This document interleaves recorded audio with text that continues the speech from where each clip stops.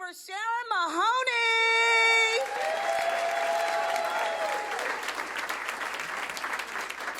All right, hello everybody. I'll be the token cougar this evening.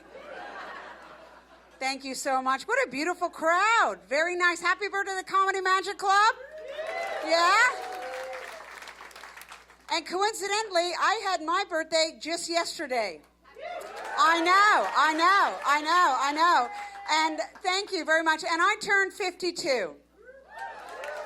I know. Thank you. I appreciate those 3 people clapping on the third one. They're like, yeah. Whoa, okay. But what I appreciate even more is that 2 young dudes over here, they're like, wow, that hot cougar doesn't look a day over 51. Thank you. I appreciate these 2 so much. That's great. You 2 are going to get blowjobs at the end of the show.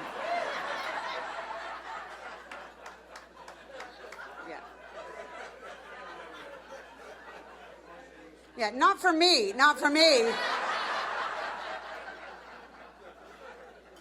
Yeah, but from the guy in the Dodgers sweater right over here.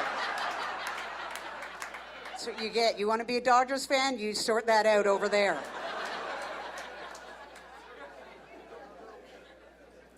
That's my son. Awkward. All right.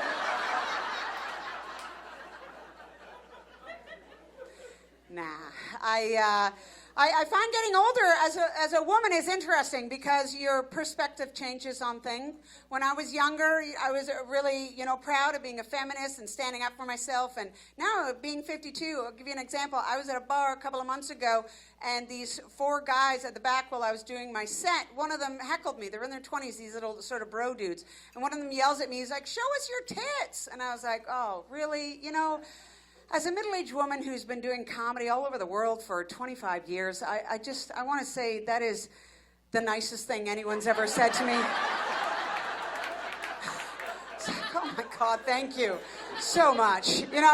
I still got it, It's like, oh, I felt so good about myself. I showed them. I did. I showed them. I know. Not my tits. I didn't show my tits, but I showed them.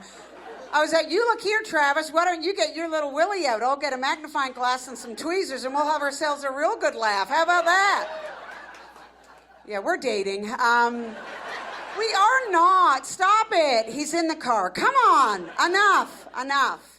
No, it is interesting. And now, great times. We live in very inclusive times now. It is great. In Canada, diversity is really big, and identity politics is very big, which is great. As a white lady, I've had a lot of privilege. So, I show up at shows now, and a lot of the times, I'm a minority, which is wonderful. I'll be at shows, and they're like, here, tonight on this performance, we have 16 people of color. We have 12 Asians. We have 1 person who identifies as a pansexual unicorn and is in a wheelchair, even though they're perfectly able-bodied. But you know what we don't have? A 5'9" straight cis Aryan middle-aged cougar with news anchor hair and teeth that look like they could castrate a goat from a mile away. I'm like, oh my God, that's me, guys. That's me. Yeah. I like how creepy this one looks around the corner. He's sort of hiding behind the box. And then I just step over and I'm like, oh, hi, how are you? What's your name? Doesn't matter. All right. Really, I don't care. It's just being polite, okay? Yeah. It's funny. I find that like our previous comic was saying, I go on these dating apps every now and then. It's sad. It's very sad. As a middle-aged woman going on dating apps, all the men my age, it's so depressing. It's really bad. They all look like World War II veterans. I'm like, oh my God. Are you serious? What happened to you? Who hurt you? You're a shell of a man right now.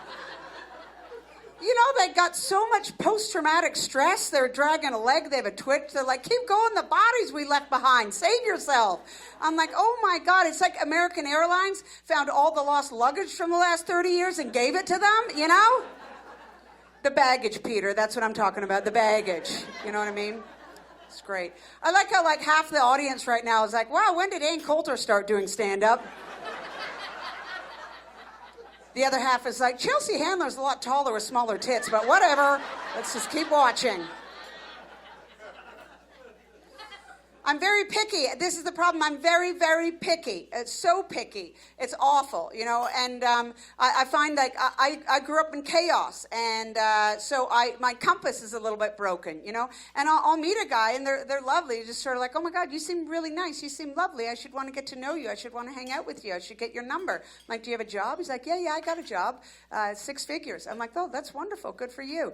You have any mental health issues? Borderline personality disorder, narcissism, manic depression, schizoaffective disorder? He's like, no, not at all. I am completely well-adjusted and balanced. I'm like, oh, interesting. You have any drug addictions, alcoholism? He's like, no, not at all. He's like, I work out 7 days a week, don't even smoke, totally healthy. I'm like, wow, that's fascinating. My vagina is so dry right now, you would have no idea. Are you serious? You are so boring. Oh my God. Like, listen, buddy, okay? I have standards. Unless you are emotionally unavailable, slightly on the autism spectrum, and obsessed with the rise and the fall of the Soviet Union, I just don't have time, mister, okay?